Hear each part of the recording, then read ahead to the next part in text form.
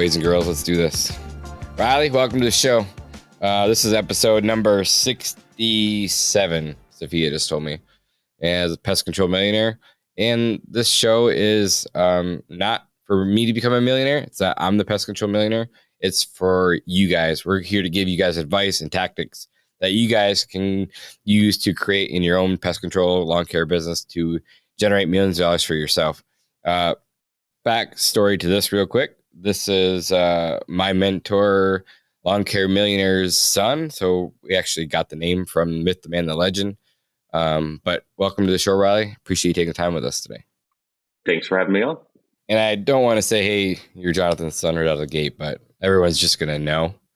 And I know you don't want to be known as that, so I apologize. You're creating your own path and doing awesome things, but I'm glad to have you here. Yeah, thank you. I figured people will figure it out some way or another, so why not just go ahead and put it out there on the podcast? For sure. And Sofia was just looked at your name, and she barely knows who your dad was. She's like, wait, it's just Jonathan's son? I was like, actually, it is.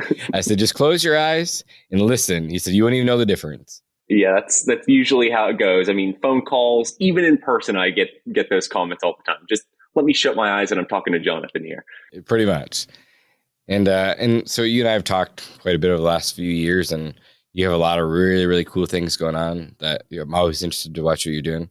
And so why don't you just kind of what was it like growing up? Tell us how you became an entrepreneur, like how you got in the industry, things like that. Why don't you just kick us off there?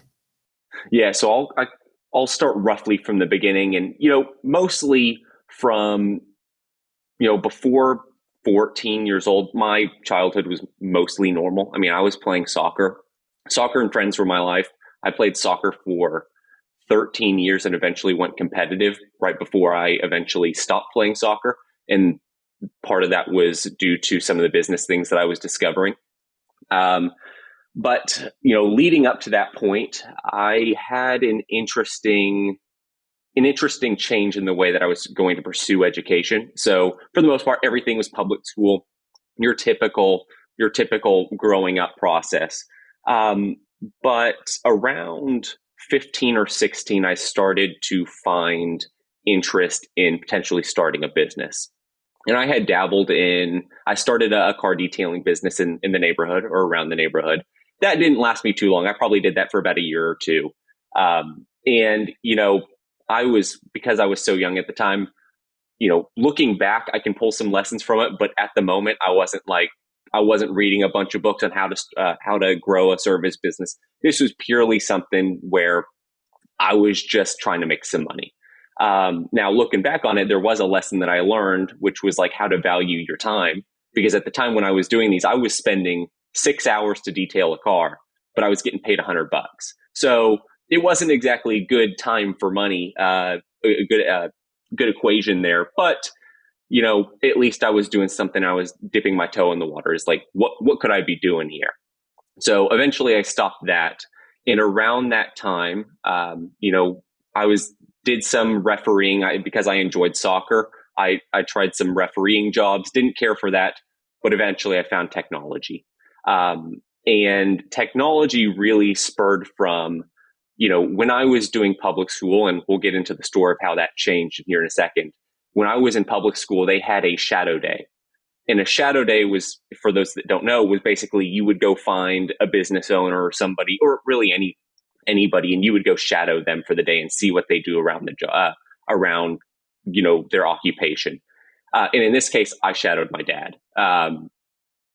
Not for any other reason than that was kind of, I started to have some interest in starting a business, and he was really the main one that we knew, or of course it was my dad. So he was the one who I had seen. He's of course got a business. So I went and shadowed him, and that was Service Autopilot. I was basically hanging around the Service Autopilot office for an entire day. And on that same day, I started dabbling in software development. Turns out software development I really enjoyed. So I, of course, had stopped doing the car detailing business.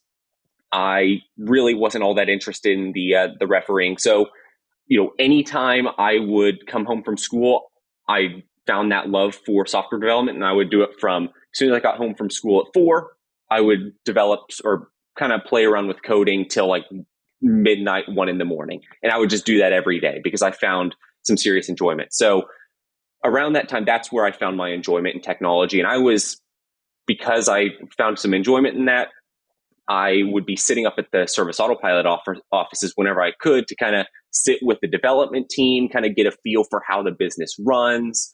And this kind of gets us into the story of how my education shifted. So like I said, this is leading up to, say, 15 years old. I was public school the entire time. However, because I started finding an interest in software development, in technology, in just starting a business, and I had kind of proven that this is the route that I want to go because I was, as soon as I got home from school, I was working. We made the decision, and I say we because I really wasn't thinking about going homeschooled at this time. This was an idea not pitched, but offered up to me by my dad. My dad had been talking to my mom, and they were like, why don't you go the homeschool route? Because we can take this. The homeschooling is flexible enough where you can craft your own education. It just needs to touch on these little categories within their curriculum. So we had crafted the entire homeschool curriculum based on how to start a business and how to market a business, how to sell a business, how to do copywriting. That was my English category, copywriting. And I had astronomy in that too because I always enjoy learning about astronomy. But that was kind of my schooling. It was public school up until say 15, and then homeschool after that, and everything was built around how to start a business and the things that you need to know in that. And that was I have no complaints about that. That was a great transition, but it also gave me more time to spend on kind of technology and learning. Now, I'll kind of blast through the last few things here. So after I went homeschooled, I started a business called Rocket Thruster. That was a web design business. I still do a little bit of that today with a select group of clients. And nowadays I like to call myself like a strategic advisor as far as a marketing and sales side, because for the select group of business that I work with, I'm looking a little bit more in depth as far as like, how can we optimize the marketing strategy? How could we optimize potentially the sales strategy? And it's not just the website at this point.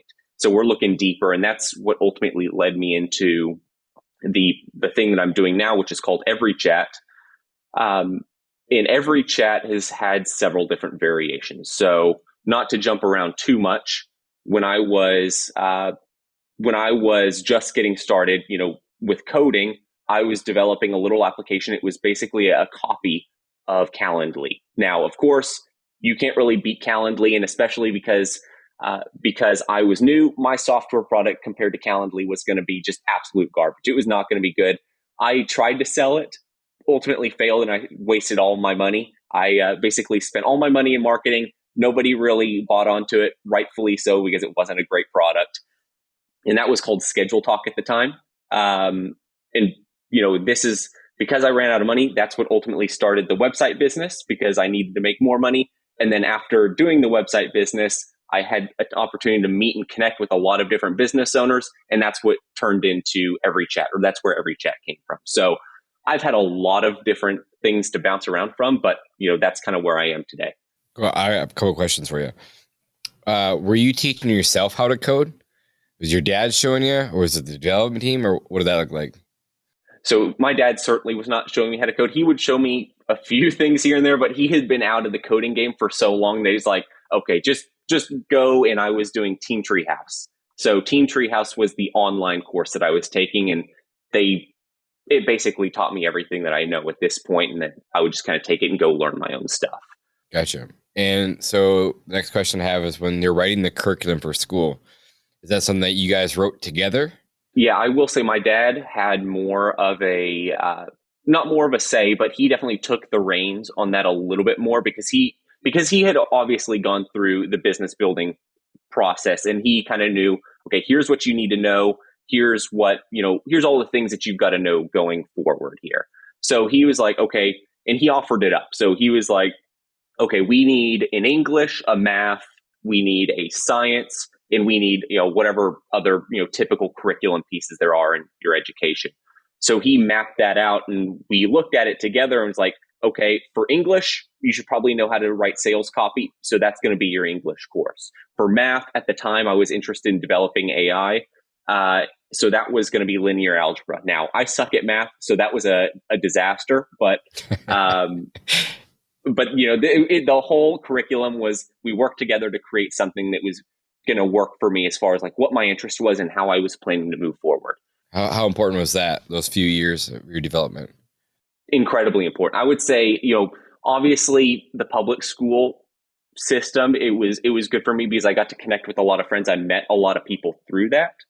But as far as like the education part, the homeschool part was the most important piece, because it not only did it give me the things that I need to learn that I wouldn't have learned in homeschool, but also gave me time to work on other things. So I was able to do software development. I was able to start Rocket Thruster, the web design business. I had time to do things, whereas if I was in public school, I would be restricted from 4 p.m. to, say, midnight or 1 o'clock before I start sacrificing sleep every night to do these things. And that just wasn't going to work. And, especially if I was doing the website design business while I was in public school, there's no chance I would have enough time to bring on enough people or bring on enough clients to really have a meaningful financial impact. So, I mean, not just from the education standpoint, but also the freeing up the time aspect, incredibly helpful moving to homeschool. And then as far as soccer goes, did you quit playing soccer altogether, or were we still allowed to play, or what was that like? Or did you sacrifice that too? Yeah, I stopped playing soccer, and I don't know if it was potentially just a coincidence or something, but around that time, so I had played soccer, as I said, for 13 years. And probably for the last 5 or 6 of those, it was like true competitive soccer, what they call select, and then going up into classic division. And I played classic for about a year or two. And at the tail end of going classic, which, there is a big difference between rec soccer, select soccer, and then going classic. They are very competitive in classic. And at the tail end of that, I was starting to lose the love for playing soccer because it was partially because I was discovering, okay, maybe soccer isn't the thing that I want to do forever. Leading up to that, I was like, yes, I want to play soccer professionally. Let's do it. And one of the things that I didn't mention in the story was, earlier, probably 15 years old, we went on a trip to Vail, Colorado. And we were flying into the airport and I saw all these cool homes up on the mountain. I saw all the cool cars driving around. And that's what ultimately made this switch flip in my head, is like, maybe I want to start, figuring out how to make money to go get these things. And the homes on the mountain in Vail were like $10 million. So me as potentially a professional soccer player doing in the defensive position, like the average, we looked at the average salary and it was like $50,000-$60,000 a year. It's like, there's no chance I'm going to be able to get that. So then that's what ultimately led me into like starting to think about business. And so ultimately that probably had an impact on me losing some of that love for soccer and ultimately shifting my mindset into, let's start thinking about business. So when I quit soccer, I was ready to quit soccer. I was under contract. I went through that entire contract period. I think it was like a year or two. But then at the end of that contract, I stopped playing, and that's when I went full business. Gotcha. So at this time, are you mainly working from home? Or are you mainly working from your dad's office?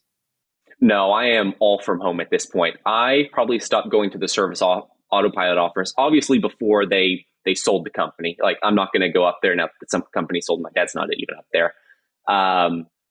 But I don't even know how long ago that was, but it's been several years since I've gone up to the service autopilot office. Did you learn a lot hanging out with those guys? Yeah, it made some good connections. I still stay in touch with a few people up there. But, it was also interesting just to see how the business operates. I had the opportunity to sit in on a few meetings, kind of, hear how the developers talk. I kind of saw a few of how the sales and marketing side works. So, we made good connections, but also kind of got an insight into how a software company like that operates. Yeah. And how do you handle being in the shoes that you are with your dad being who he is? Is it easy? Is it hard? Like, walk me through that. How you think about it, good or bad? Yeah. Honestly, I mean, there's an element uh, there's an element of, say, a lot of people know my dad, and they kind of know the Pototschnik name. So there's probably an element of, maybe pressure that I put on myself. I don't know if that's the right way to put it, but there's something behind the scenes going on in my head. It's like, okay, people give me praise every once in a while, saying, "Hey, you're doing good stuff." But now there's an element of me like, I want to live up to that. I want to like, EveryChat's my main business now. EveryChat's the thing that I'm working on now. So I want to build EveryChat up to a point where, it satisfies me. It's a good quality company. It's a product that people really like, but also, I just kind of want to live up to what people kind of, maybe in the vision that they see my dad. I want to live up to that in some way. Now, I don't want to say that dominates my mind throughout the day. It's like, ultimately it's my dad, and a lot of other people see him in a much different light than I do. He's just my dad. He happens to do some cool stuff, but it's not like I wake up in the morning and praise him for being Jonathan Pototschnik or anything like that. For sure. So I mean, there's probably elements of that where, it's like a little bit of trying to live up to that. And sometimes there's elements of like, what if I went and kind of did my own thing? Now, I enjoy what I'm doing for sure. And one of the things that I always think about is like, if I wasn't doing technology, I'd love to go race cars, because cars racing, that's like my number one passion in life. I love racing. But, of course, you need money for that. I happen to find that I enjoy technology. I enjoy marketing and sales. Really is the thing that I enjoy. That's the thing. And technology just happens to be a part of that. And it also happens to be a fairly good business, as long as you build a good network of people, like people that you're working with, and you find a product, of course, like any business, that people want to be part of, as far as like a good quality product, but also something that helps people, that will obviously help you make money. So long-term vision, I'd love to potentially do more racing in the future, because that's the thing I love. I always kind of dabble with the idea of maybe I go start a car YouTube channel or something like that. But I'm busy enough trying to get this EveryChat thing off the ground that I don't know if I have enough time to go do that, and Acquire and Convert, which is my blog, and just all of this other stuff. So it may be a little bit of a distraction, even though I love it so much. For sure. Would we be surprised of how much or how little your dad actually mentors you? I mean, I know the answer to this question, but the most common people like probably talk to him all the time, like he's mentored me this whole time. But what's the real truth behind that? Yeah, honestly, I think you would be surprised how little he mentors me. It's like a lot of people figure, a lot of people kind of assume he has a big involvement in EveryChat or my website design stuff. It's like, this is, of course I ask him questions. Absolutely. Especially now that I am doing more of the software stuff, I'm asking him more and more questions along that front. But, compared to what most people think, is like, people don't ask me like, what ownership share does he have in the companies? People don't really ask it that way. But the thing that I always say is like, I ask him questions every once in a while, but otherwise they're my businesses. And that's kind of what I like. This is nothing against my dad or anything, but I like having my own thing in many ways. It's like something that I am building on my own. And I, of course, have a great person to ask questions to if I have any problems or challenges that I'm experiencing in the business that I may not have the answer to. That's awesome. But they are, at the end of the day, my businesses, and people would be surprised how little involvement he has in them. Yeah. And I knew that too. And I think that's how he likes it too, right? Like, he's there to support you, but he wants to see you do your own thing and have you learn. For sure.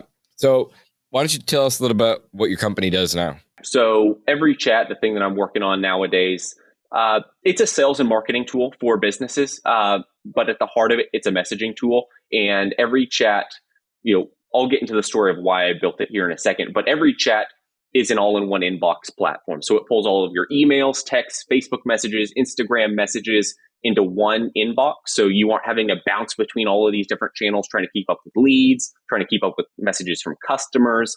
It basically does all of that for you, plus builds an automation for, getting back to leads quickly, getting back to customers quickly, and also qualifying leads in many ways. So if you're doing a door hanger or something, or a Facebook ad, it's not going to be, when it comes to trying to generate leads from these platforms, it's not always the perfect time well, I should rephrase this.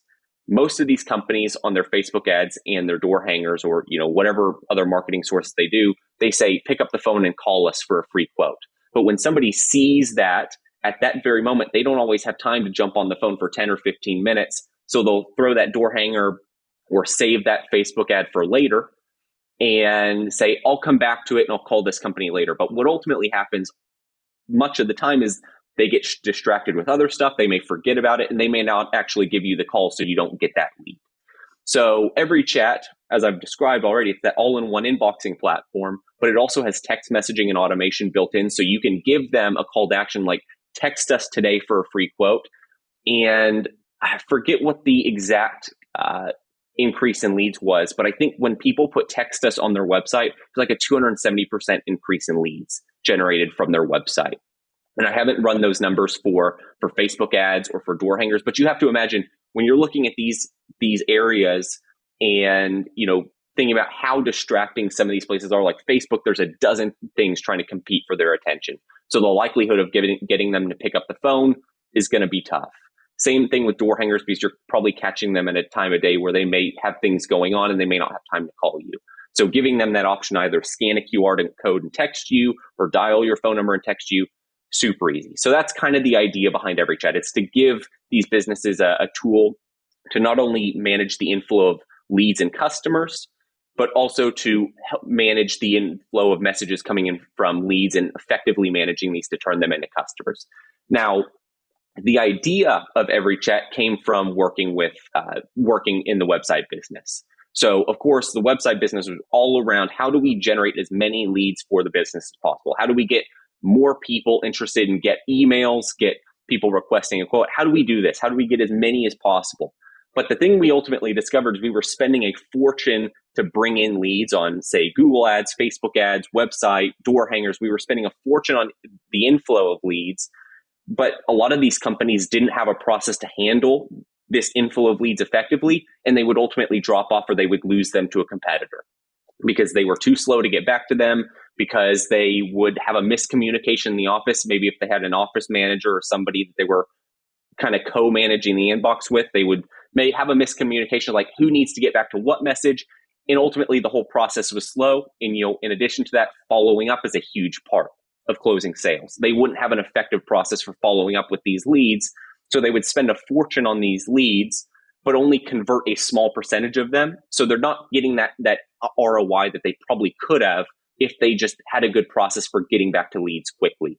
And this is like one of the basic, I'll call it a strategy. One of the basic things you can do to close more sales is just get back to leads quickly. And yet, if you asked a room of business owners how quickly you get back to a lead, it's like a lot of them will still put their hands up at like 12, 24, 48 hours it takes us to get back to these leads.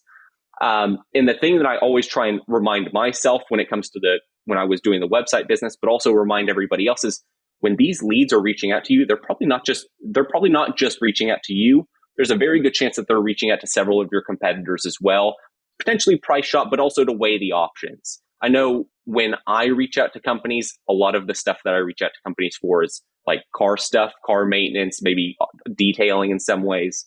I am reaching out to several companies when I do that, and it's not necessarily to price shop. It's just to give me as many options in case one doesn't reach out to me. I have another option. So when we think about it from the customer or the leads perspective, if you are one of the last companies to reply to that lead, your chances of closing that sale are significantly diminished. And I think if you were to reply to leads within 30 minutes, I believe the sales rate or the conversion rate increases by 390% or something of that sort. It's a crazy number. Yeah. So this is why I built EveryChat. It was to help these businesses where we're spending a ton of money to bring in leads, but we don't have the process to convert them. I built EveryChat to help these businesses close more sales, because it's easier for them to manage the inbox, to get back to leads faster, to automate some of these messages when they're not available, and to build in follow-up processes to stay in touch with these leads, even if they don't reply to you that first go around. Yeah, I think the last, don't quote me here, but I think after 5 minutes of not returning their phone call, get back with them, I think you dropped off by like 60 to 70% close rate. Like you drop that faster for 5 minutes. So yeah, getting it back to them. I always say that time kills deals, which is so true. So when they come into the inbox, like, is there a limit to how many things you can come in the inbox? Like, could you have any platform, whether Instagram, Facebook, TikTok, whatever? Could you follow all those through there? Is there a limit to that? Like, I'm thinking like YouTube, like, does that come through there as well? So this is what I'm working on right now. EveryChat is like 6 months old at this point. So what I have done at the moment is like build in the core platforms that everybody uses. And then from there, based on feedback, Instagram was one of those pieces of feedback. Google My Business is something that I want to get built in soon. So there is a little bit of a limit as far as like what channels can you connect to. Now, as far as like a YouTube comment can you do direct messaging on YouTube? I think it's just comments. But things like this, like these messaging channels, like maybe a YouTube comment, you can fortunately set it up to where it'll send you an email or an email notification. And that will, of course, be received in EveryChat because it integrates with your Gmail or your Outlook inbox. But the point being, there are some limitations, like it doesn't quite do Google My Business just yet. And that's a big thing that I want to get added in soon. However, there are workarounds to maybe get an email notification to get those messages in the inbox in EveryChat. For sure. And then once they come in, because you said you built a lot of AI around this, like is it there's a bunch of autoresponders built in, pre-built, or what does that look like too? Yeah, so a lot of it's on the front end. So when somebody reaches out to you for the first time, you can set up an automation inside of EveryChat to where whenever a new lead reaches out to you for the first time, you can set up a keyword that will essentially trigger this autoresponder, and it will ask them questions for you. So I always call this like the lead qualification phase. It's like you have somebody coming in, but you don't quite know who they are yet. And this was kind of especially when it comes to texting, most of all, it's like a lot of people, if you give them a text this option, they'll just say, I'm interested, and you'll have just no other context. So that was always a challenge for businesses, especially the ones that I was working with and getting this plugged into. So the autoresponder part of this kind of resolved that. So whenever they text it in, you can set it up to where EveryChat will, and these are custom questions. So you can set it up to ask them whatever questions you'd like.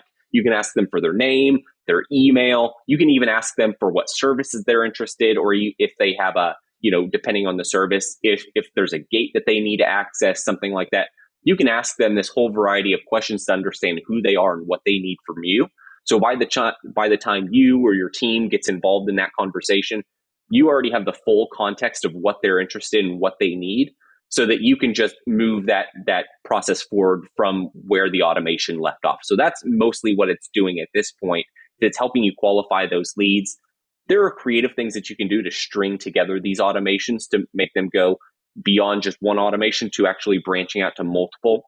And the thing that we often talk about, or the thing that I talk about with some other people who are like a little bit more tech savvy and they're like trying to figure out how to expand the feature set of EveryChat, is like when somebody texts us after hours or emails us after hours, can we string together an automation to where it figures out why they're reaching out to us during the after hours and figure out if it's an emergency? If it is, take them down this automation. If it's not, take them down this other automation where it'll still ask them for some questions, but it'll let them know, hey, our team will get back to you in the morning or something like that.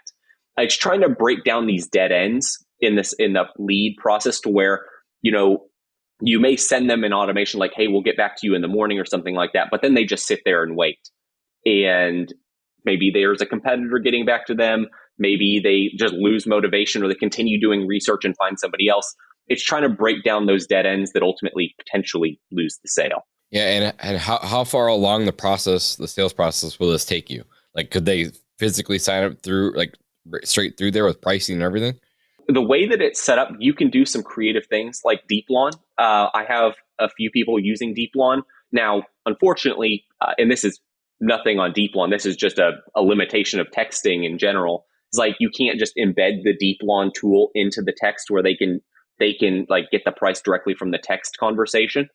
But what I've had a few people do is, they will set up an automation and they will figure out, okay, is it a mowing client? Is it somebody who would work well with the Deep Lawn estimating tool? And it will detect that and it will send them the Deep Lawn link so they can just get a price from that standpoint. So you can plug in other tools that you use to progress that process further. That's really cool. And I know you work a lot with AI. And so what does the next 1, 2, 3 years look like for EveryChat with AI? What do you see coming down the pipeline? Well, it's kind of twofold. And there are two perspectives for me actually. So the internal AI assistant within EveryChat, it's not necessarily customer facing. That's where I kind of see EveryChat going first. It's that ability to where it'll read through your conversation data and give you a suggested reply. Or if you have multiple departments, maybe you have mosquito control, you have fertilization, weed control, you have all of these different departments in your business. You can train that AI on the data. So maybe you only need 3 customer service reps in their business. They don't even need to specialize in these departments. They can just go ask that internal AI assistant within the business this question the customer sent in, get that information, just send it to the customer. So it shrinks the customer service team behind the scenes in the business, because now these 3 people who don't really specialize in anything, they're just good at helping people. They can now do the work of, I don't know how many people CityTurf has at this point, but like 10 or 15 people who may all have different specialties to answer these questions from different customers. So that's kind of the thing that I see coming very soon in EveryChat. The AI aspect that I'm not hesitant of, but a little bit more aware of, because it could have negative implications, is the customer facing AI. So where you're setting it up to where the AI will just answer questions on the fly for these customers without any human interaction. Now, there's a product called Air AI. I think they're a phone system AI. It's basically doing the phone, answering the phones for you. Yep. That thing is incredible. I've never tried it out myself. However, I've seen some of the audio recordings as far as it answering questions and sounding supernatural. And it's something that EveryChat will have at some point. The only thing, and this is just the conservative aspect of me, is what if this thing goes off the rails and starts just absolutely spewing nonsense to the customers? That's going to be a liability for EveryChat. So I think what will ultimately happen is I develop that behind the scenes for a little while, and of course test it for some time, and that will eventually come out. But at this point, I think the first thing that's going to be coming out, which I see a lot of benefit from as far as the efficiency and the operations side, is that internal AI, which can help the team get back to leads faster. It could also do, I always forget the word. I call it the happiness score. So it detects, okay, when somebody reaches out to you, it will give them a score of whether this customer was angry, happy, complacent, whatever it is. And it can reorder the inbox based on kind of those factors and tell you, okay, this customer is angry, you need to get back to them ASAP. And there's some creative AI aspects to it within EveryChat that there's minimal risk of potentially damaging the business reputation, because it's not customer facing. It will come in sooner rather than later. Yeah, that's really cool. And with that being said, there's all these AI tools coming down the pipeline. How do you stay up to speed with it all? Man, I would say I have a lot of work to do to stay up with all this stuff. And honestly, the thing where I see a lot of the new stuff coming out is through Facebook. It's all the, I've been fortunate enough to meet a lot of cool people, and they are always posting about this AI, all these new AI features. Jonathan Porter Wisman of Who Hire, he's totally up to speed with this stuff. So I obviously see a lot of his stuff talking about it.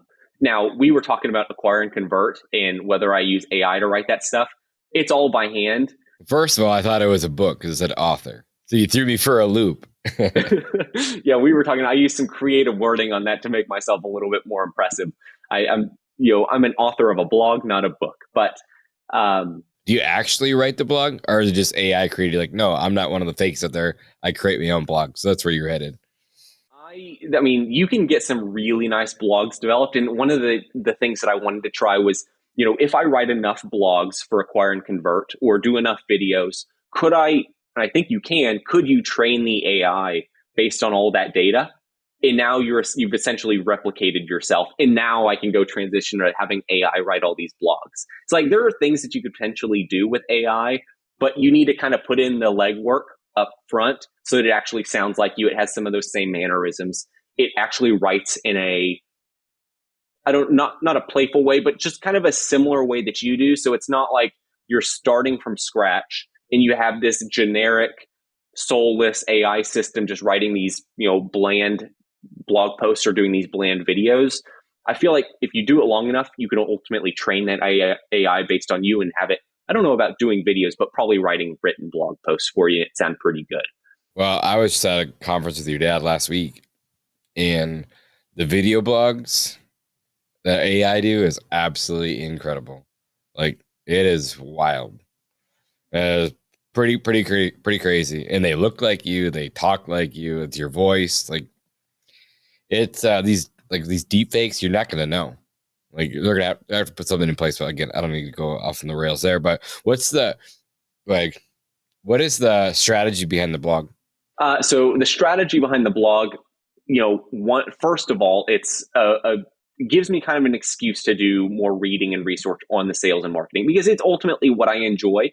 It's part of the reason why EveryChat kind of fits with me so well, is because the spin on EveryChat is the sales and marketing tool. It's a lot of the education that I do around the product is around sales and marketing and how to improve that. So it gives me the excuse to, of course, study more and more throughout the day and, find more things that I can share with individuals. But, especially when it comes to EveryChat, one of the things that I often get a question of, or really not even just EveryChat, anytime I'm working with a company, is like, what can I do more of to help me get better results? And Acquire and Convert was this way where I could do, well, my goal was to do short snippet strategies. But ultimately what ends up happening is I end up talking about the subject and it turns into a long form blog post or a long form video. Whereas my intention going into it was like a 4 to 5 minute video. We'll talk about it and we're out of there. But it turns into a 10-minute video and it takes up a lot more of my time. So the idea was this, where eventually not only will it kind of start generating traffic, and because I'm hopefully talking about interesting marketing and sales strategies that people can kind of take and replicate into their own business. But I also see it as a way, whereas people are starting with EveryChat, it's a training tool. It's an ideas tool for them, to where, as they're trying to think through, okay, what could I do in my business using EveryChat? What is this text upsell strategy that I could use? What is this way where I can, one of my first blog posts was, there's a insurance company called Lemonade, and they did this whole customer, they were basically trying to wow their customers. And it turned into like tens of thousands of impressions on this thing that they did for the for the customer.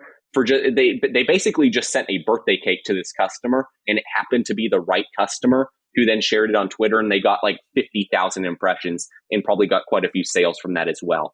So it's a whole variety of posts, not necessarily going down any one direction, of course, staying within the sales and marketing barriers. But I could see it as a way to help people implement new strategies into their business, but also just, as I was talking about, a way for me to just put ideas out there and kind of learn some new things, and hopefully get some some strategy out there that people can take and replicate. That's cool. I don't mean to put you on the spot, but could you give us one or two strategies that you would use as a business owner, maybe in the service industry, that you could help listeners out with? Yeah. So the first strategy that comes to mind, and I always like talking about texting, because it's a tool that not a lot of businesses leverage just yet, but there's a huge value to it, especially when you do it right. Now, you can do it wrong. It's like, don't go into texting thinking you can use it like email and just blast anyone at any time, because that's how you get sued and lose a lot of money, or just get your phone number kicked off the face of the earth. So the texting strategy, and really I should start with, the best texting strategy is being very personal, connect with them on a deeper level, rather than this generic, because I'm going down the road of upsells, a generic upsell doesn't convert very well.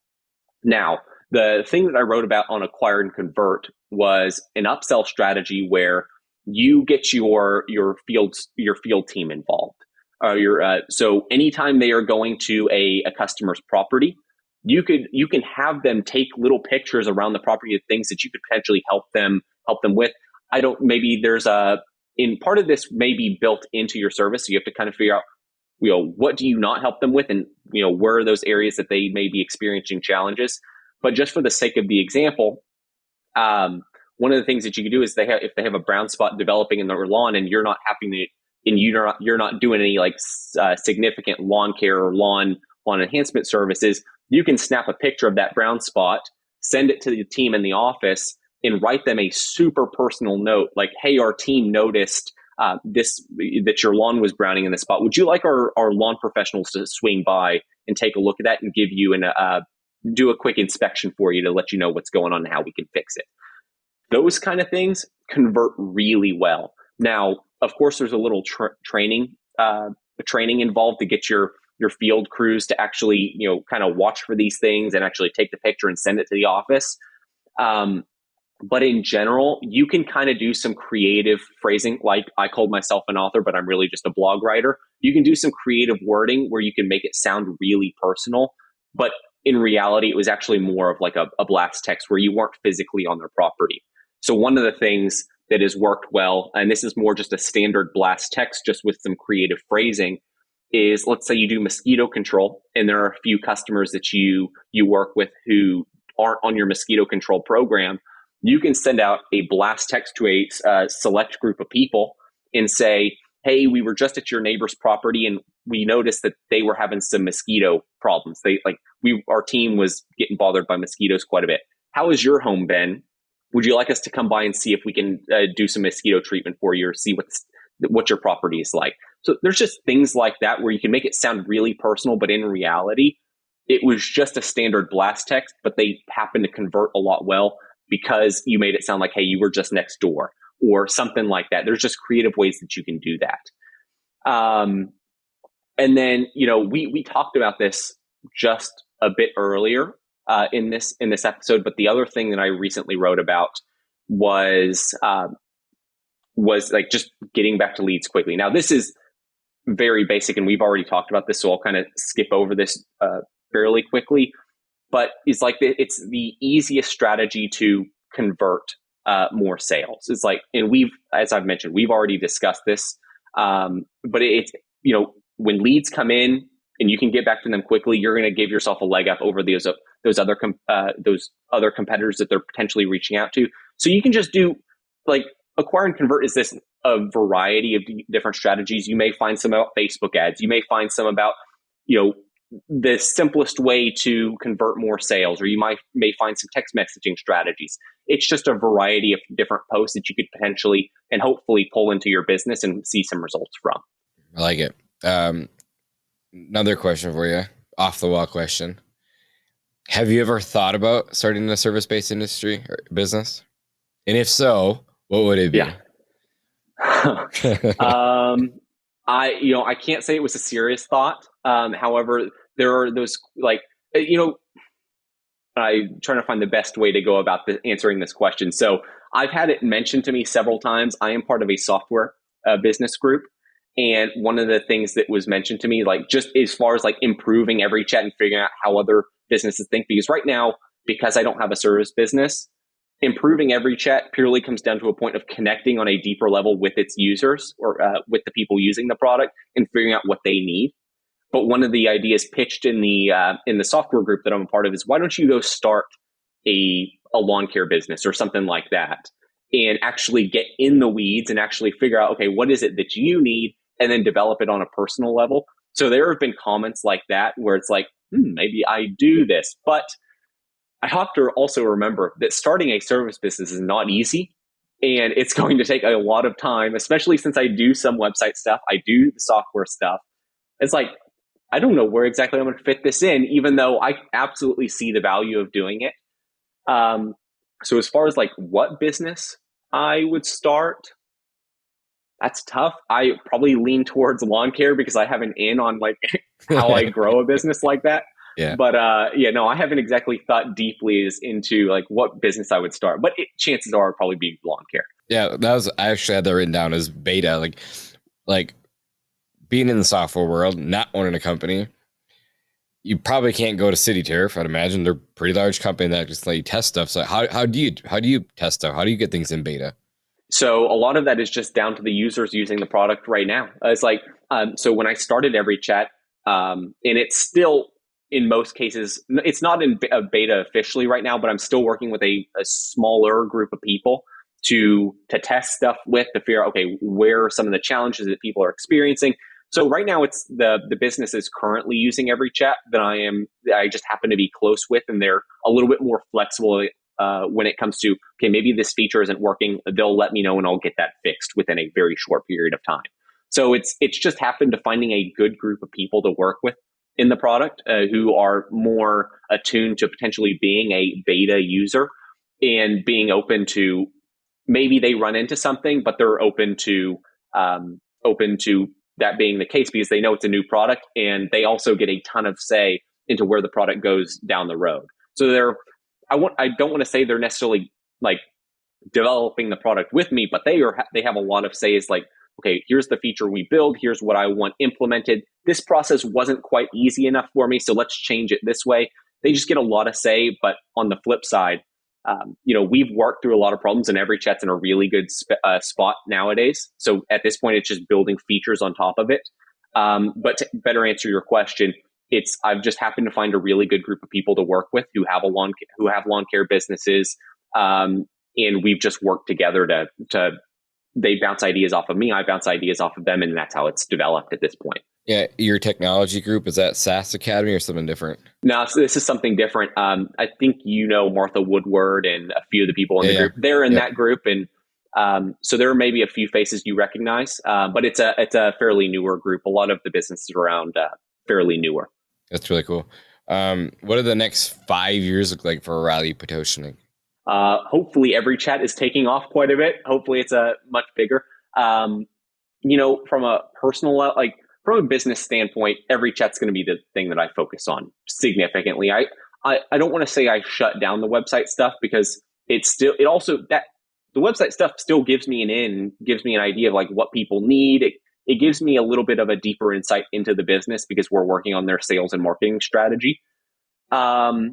But the website stuff will likely slow down more over time, especially as EveryChat starts to get to a point where I don't necessarily need the revenue coming in from the website business. I can be a little bit more reliant on the EveryChat revenue. So EveryChat will definitely play a larger role. From a personal standpoint, I'd love to do a little bit more racing. As we've talked about already, like racing is the thing that I love, and at some point it may make sense where I stop racing for a little bit because EveryChat will be even consuming even more of my time. But till that point, I will hold racing as something that's part of my schedule, although it's a fairly infrequent schedule. So yeah, especially EveryChat right now, it's just me running the business. It's me doing the software, the development of the business. It's me doing the customer support, and we'll call it education. It's me doing the strategizing helping these customers strategize and figure out how to best implement EveryChat into their business. It's like I'm running every aspect of it. So I suppose in the next 5 years, the easiest answer here would be, one, I'm about to hire an app developer to get an app developed for EveryChat, and then two, also find some software development help for what EveryChat is now. It's mainly just a web-based app that will work on your phone, but it's really just a web-based app at this point. So probably find somebody to help me develop some of these new features without me having to dive into it and invest several days, weeks into building these features. I instead have somebody do it for me. So probably building the team around EveryChat is my next step here. That's really cool. What is the best piece of advice that you've been given since being an entrepreneur? That's tough. I will say something I am experiencing right now is be patient. EveryChat started as Schedule Talk, and that was many years ago.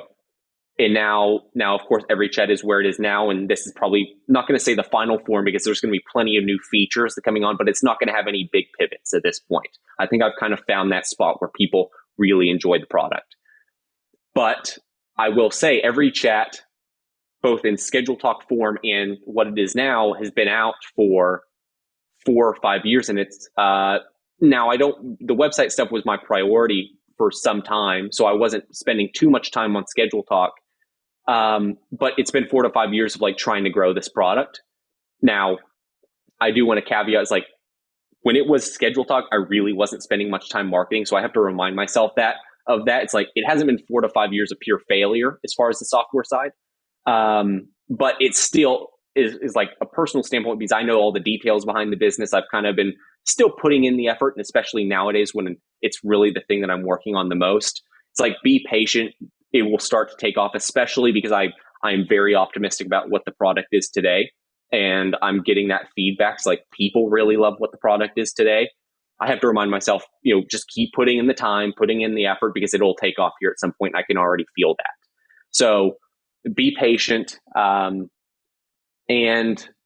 it's that I don't want to say generic. It's kind of that standard saying is like, what is it? It's the idea behind like your network is your net worth. Yeah. It's like, that's something I have to remind myself of, because I can get so caught up in the product. I can get caught up developing features that I don't end up spending enough time going to meet new people or make new connections.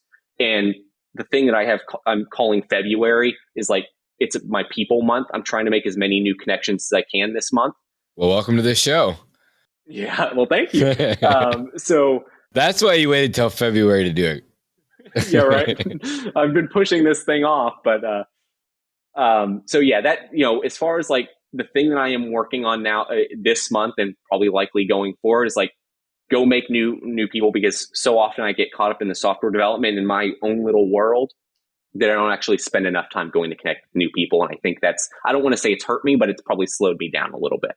Smart. Now I have 2 questions around that. How do you market yourself? Let's start there. So you asked me the question, like, why acquire and convert? I feel like there's an element of this as well. It's like if I talk from not to bring up my dad or anything again, but when it came to him getting himself out there, like Lawn Care Millionaire played a huge role in that, like huge role.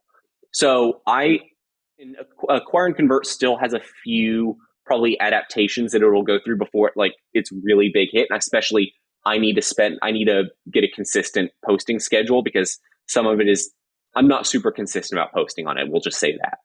So acquire and convert probably plays a little bit of role as far as like personal branding and getting myself out there. And some of that could be like some of the goal could be establishing myself as an expert a little bit. Of course, there is a little bit of like the Pototschnik name. They kind of assume something, but I don't want to just go based on assumptions. I actually want to kind of build my own brand and people kind of see me in my own light, not to get super personal about this or super soft about it. But so acquire and convert probably plays a large role in that. I think there's also an element, going back to what we just talked about, it's like your network is your net worth. Going to physically connect and meet with more people. I am now part of another business group of just lawn care people in the lawn care space, where they're doing lawn care marketing, or they're just an expert in the industry, we'll call it.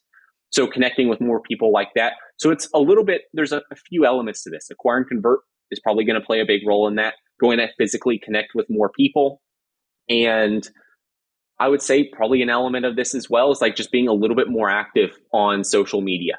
I'm not a big social media posting person. I kind of have to force myself to do that. Even when it comes to cars, like I have my It's Me Riley P Instagram where I post car stuff. I'm not even consistent about doing that. I just kind of just go do the experience, and then I don't exactly go share it with the world or anything like that. Yeah. And I'm kind of the same way. Like, yeah, I post on my stories just to stay in front of people. But, we have a pretty decent sized following on TikTok. We got a decent sized following on YouTube. So people just probably assume that like, I'm big on YouTube and TikTok. I don't ever look at them ever.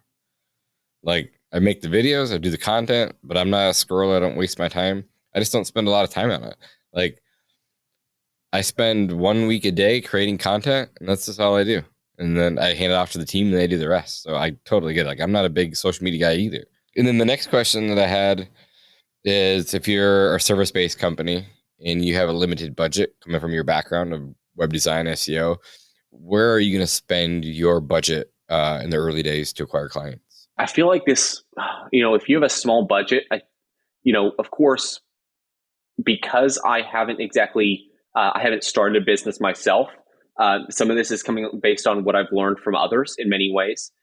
I feel like you can't really go wrong with like the door-to-door aspect of it. Just is the term guerrilla marketing, is that the right term for it? It's a good term. It's everything everywhere. Yeah. If you can't spend a fortune, like in Facebook ads, they're tough because you're finding it's interruption marketing. So you're naturally going to get a lower conversion rate from these places. Now, people like Cody Owen, he knows what he's doing. He can get you better results. But that involves hiring an agency, or not. He's not an agency, but hiring somebody, and that's going to require more of an investment on your front. So if you're strictly limited to a smaller budget, I think you really can't go wrong just going door to door and making those connections with individuals, because especially if you're going through the neighborhood and you find somebody doesn't have the best lawn, or maybe they are actually struggling to keep it up, that's an opportunity right there. So just things like that. And you can this is something I also discussed on Acquire and Convert. It's like, can you get creative with the door hanger? Like, everybody has the exact same door hanger. It's all the same shape. And now talking with my dad, it kind of exposed, like, one of the ideas was, could you change the shape of the door hanger? Like on Instagram, this is like where social media actually helped me out a little bit rather than wasted my time. But there was a post where this pizzeria had basic little flyers, and they shaped it in the form of a wallet with like $20 sticking out of it. So people, as they're walking down the street, they would pick up this flyer, but what they thought was a wallet, and they would open it up, and it's this ad for a pizzeria giving them like $20 off or something, or 20, it's more than a pizza, but whatever, like 10% off or something like that. It's like, could there be creative ways where you approach the door hanger? Everybody approaches it roughly the same way. Could you get creative there and reshape it, maybe in the form of a wallet, and kind of tuck it under their doormat or something, to where now when they see it, they're like, what is this? And it catches their attention a little bit. Now you stand out from everybody else. It's like, I feel like when you're in the beginning, you want to get really creative and try and capture that attention, because you don't exactly always have the social proof behind you. You don't exactly have that big marketing budget where you can go the online route and do PPC, or pay per impression, or all of these different routes that tend to spend or cost a little bit more. It's like, could you go door to door or customize your door hangers in a way to really attract attention? I don't know if that's the best answer to your question, but it's just a thut. Yeah, it's my head's spinning. Like, now I'm thinking about, like, what could we do, like, to make it something different? Because you're right, every door hanger looks exactly the same. That's an interesting strategy. Yeah, and the point behind that is, like we see enough of these door hangers and we immediately think trash, because we've seen enough of these, and they haven't resonated with us enough that we're like, okay, I kind of get the gist of this. They're going to try and sell me something. I don't have time. I'm just going to throw it away or something. It's really hard to get their attention when every door hanger looks the same. Now, you can do a great job and like improve the conversion rate of these door hangers, but it's just trying to take that one step further. Like, how do you just totally skip this whole immediate thought of like, let's throw this away because it's a sales tool, or it's something trying to sell us? How do you just skip that entire train of thought and just go straight to, what the heck is this thing? And then they open it up and read more. It's like the idea of like a YouTube thumbnail or something like this. How do you just get them interested enough to where they'll read it, and then you can do the selling there? You just have to avoid the trash can. That's all you have to do. That's super smart. That's good. Now you get my head spinning. I love that idea though. Do you do a lot of YouTube yourself? I want to do more of it. It's like the same case for Acquire and Convert. We were talking about, like, I don't use AI for writing this stuff, and I've discovered writing is not, I'm okay at writing, but I hate the process of writing pretty much. It takes me such a long time to write a good piece of content that I ultimately just prefer jumping in front of a camera and recording something.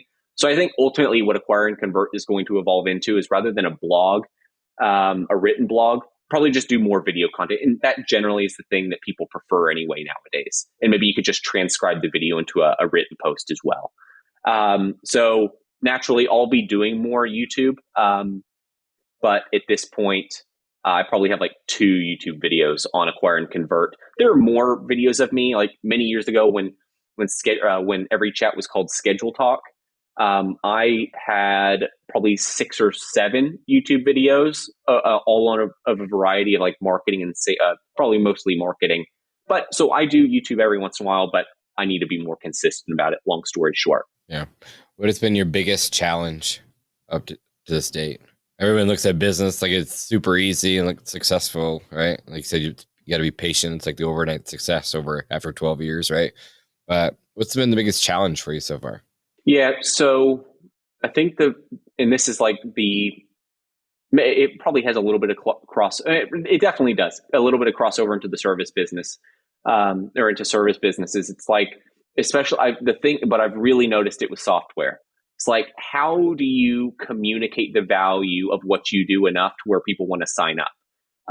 Is like, that's the thing. And I've gone through several different, I've had to change the messaging of EveryChat a few times to figure out like, what's that thing that resonates? This is coming specifically from a software standpoint. It's like the onboarding. That is like, when I was doing the website stuff, I never really had to experience the onboarding because I was doing the work. I just needed to get them to commit to the project. We'd meet a few times, talk about designs, and I would build the thing for them. And then we'd work together on optimizing it and figure out what their objective is. But with software, like the thing that I have to like physically remind myself is they don't just sign up and just start using the product. You have to walk them through every step of the process to make sure that the product ultimately sticks. Otherwise, naturally, because the business is so busy, or that business is probably so busy, going to learn a new software product and actually make it a habit takes time. It's not the first thing that comes to mind. So the thing that I've really had to work on is, and this is the thing that I'm doing since EveryChat is still young, is like physically hold the hand of the person signing up with EveryChat and show them all of the possibilities and show them exactly how to get to that end result of the product. And ultimately what that's turning into is like, here's how to make your first $5,000 with EveryChat. And then after that, typically users are a little bit more, they've used the product enough, they've stuck with the product enough, and they see the value, so they keep coming back. So it's like in software, it's like you have to show them that objective, you have to show them that result, and then they'll stick with you a little bit longer. So it's that onboarding process that has been the biggest challenge for me. From the $0 to $5,000 roughly, how long would you say the onboarding process is from start to finish there? Some of it, like sometimes it could take a week or two, like if the depending on how much customers are spending with them, of course, because we may run a text blast to a list, and it may do very well. It could do $7,000 in a week or something like that. But generally, if we are just going down the route of what we talked about earlier, let's implement the EveryChat inbox and let's get you replying to leads a bit quicker, so they're converting more frequently. So you're not spending this money on marketing to only lose the lead and they ghost you. It's tough to say, but likely within a month and a half, you've hit that number for sure. So I like to think, usually when we're hitting that number, it's more than that number. Especially if you're, let's just paint a little equation here. If your customers are spending $2,000 a year with you or something like that, if we can just convert 10 of those customers within EveryChat, that's $10,000 or $2,000, and then 10 of them, $20,000 you've just saved there. So you just run the math of the product, and it can save you a bunch of money. It can make you a bunch of money. It's just a matter of like me working with them and doing enough training to where they can take this and run with it on their own. Yeah, that's really cool. Are you much of a reader? I'm more of an audiobook person. What's been your top 2 favorite audiobooks? I have to give this one credit, although going back and listening to it, I don't know if it resonates with me the same, but the thing that got me into this and that got me actually like physically thinking about business and thinking about it in a way where I want to grow fast is the 10X Rule by Grant Cardone. Oh, yeah. It's that's the first book that I listened to, and that's what got me into it. I noticed a click after that book. And then, I have to Alex Hormozi's $100 million leads, $100 million offer. I have to throw those in there. Have you ever listened to Gym Launch? I have not listened to Gym Launch. It's Gym Launch Secrets. It's his book too. It's absolute fire. And it's not even one of his bigger books. And I was like, oh, I've never heard this one before. I listened to it. Dude, that book's fire. For all your listeners, go down that book and read it. It's so applicable. And yeah, there's a few chapters in there that might not resonate with you. He's building a gym, but he literally teaches how to build a gym from the scratch, like his marketing and tactics behind it and his retention process. Like it is absolute fire. There's so much golden nuggets out there. I tend to listen or watch YouTube a little bit too much because, car stuff, I get sucked into car stuff and I end up spending a ton of time watching cars. But another person I watch is Alex Hermosi's YouTube channel. So I can only imagine what the Jim Launch book is going to be like. So your dad's like, Jonas, you have to watch this video. And he sends me a video, and it's one of Alex Hermosi's diet. When did he send this to you? Like last week. Was this recently? Yeah. Okay, yeah. I showed him that video just as a joke. It's like, oh my God, he's consuming so much. And I was in the airport when he sent it to me, and I watched it, and it was like 20 minutes long. And that's wild. But it's a funny video. I was literally laughing in the airport by myself, and there's a bunch of people just look at me all weird. I just waved to them, but it was funny. Yeah, Alex is a stud. We're already going on an hour and 15 minutes. So sorry about that. Last question for you though. What are you most proud of? As much as I like to beat myself down for, because, of course, personally, I'm probably the hardest person on myself, but I have to remind myself that, even though EveryChat isn't to where I want it to be currently, and there's still plenty more that I want to grow it, of course, because it's still early days, I have to look at, and I don't enjoy tooting my own horn or anything like that, but the website business did very well. When I did the website business, not only did I get the chance to work with a bunch of people and help them, but financially it did significantly better than I would have expected. So I have to, even though I beat myself down for like EveryChat, it's taken a little bit longer than I was hoping for to get off the ground or things like that. I have to remind myself that the website stuff was a success. I can do it. I can build a business. And ultimately it's just like waking up every morning and making sure I'm staying optimist. I'm being an optimist every morning, or waking up, because I can, I don't like talking about this personal stuff too much, but that's why I asked the question. Yeah, every once in a while there will be down weeks where it's like, man, I don't know if this is going to actually work out or something like that. It's like every once in a while I'll have those down times where it's like I'm not a super big optimist. But then, I just have to remind myself, like I was saying, I have had successes. Like things will work out. I've met lots of great people. And I just have to remind myself, as we were talking about earlier, patience. Just keep working and eventually it will click, especially if I'm going to check out Gym Launch, especially as I continue listening to more videos, podcasts. I do really enjoy podcasts. Like it will click at some point. And, talking to my dad, he reminds me this stuff takes time. You have to give it time. Just keep putting in the effort and eventually you'll find your little niche. You'll find where it clicks and then it'll take off. And then you'll suddenly forget about all of these hard days because now you're climbing. Of course, there will be more hard days, like always. But to better answer your questions, like I just have to remind myself the website business did well. I can do it. Just give it time and it'll eventually get going. Yeah. And how old are you? 22? 22. Yep. In November, right? Well, I'm 22 now. Yeah, my birthday's November, 23 in November. Yeah, cool. So you're still young. You got a long time to figure it out. Yes, and I have to remind myself of that as well. I often, when I am beating myself down, I ignore my age and I think of myself as like, I don't know, we'll say 30. I think of myself as older, or really I don't even take age into consideration. It's just like, where am I at now? Where do I want to be? And that's all I think about. I don't think about, potentially being young. I mean, and to compare yourself to like me, like I got such a late start. Like I was in my early 30s before I really started rolling. And so you started at 18 or 16. You already have almost 10 years into this, so you're way further along than a lot of us ever will be. So you got to keep that in mind too. You're still so young and you're going to evolve so much over the next 3 to 5 years. You're doing big things. And I love watching it. It's fun to watch from afar. It really is, just to see you come up.